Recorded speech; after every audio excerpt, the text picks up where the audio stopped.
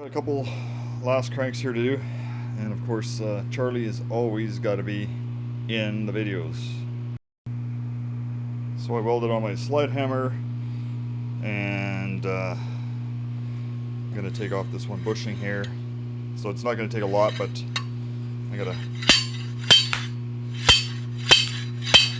see how it's coming off of there because you're pulling it off laterally. Well, Happy New Year! It's January 1, 2022.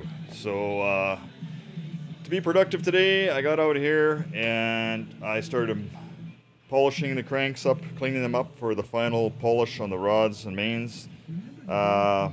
Checking all my seals for the rear main. Where's a groove in here? Just making sure I polish that all out a little bit. This one was really nice.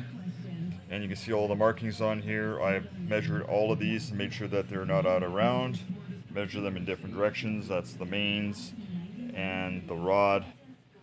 And I have my spec sheet here that I've already printed off with all of my final main journal and my rod sizes. What I want to go through with you, I got my index head set up here so I can just rotate and I can vertically measure all of my mains and rods nicely. So a couple things here. Crankshafts. There's actually 3 different styles of crankshafts that General Motors made for the Chevette. The early one was the you'll find the casting number here, and it is 9166N. And the counterweights is a heavier crank. They got extra counterweights. If you look at the one right beside it, how much that they've actually removed. Here, I'll get a better visual. So yeah, it's quite a heavier crankshaft. You can see the weights, 4 weights here, 2 here, and then they're shortened here and here. So that was a 1.4 here. The 9166N is 1.4 crank.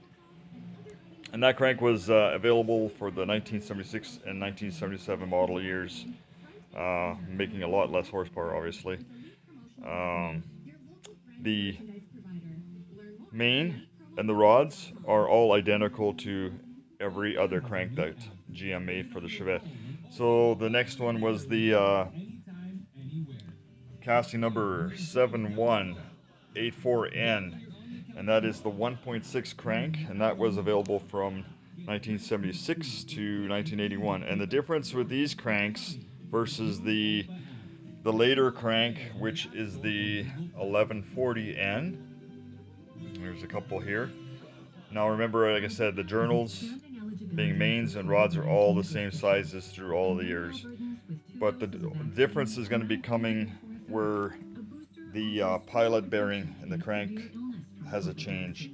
So the early ones, 76 to 81, they had a larger pilot bearing hole here, and that's because the early TH200 automatic transmission had a bigger stub in here in the back of the crank. So when you switch engines and transmissions, you really need to verify that the older transmission can mate up to your newer crankshaft here. So the 1982 to 1987 crankshafts, which are casting number 1140N, they have a smaller pilot hole. As I put my finger in here versus this one here, I can wobble it around.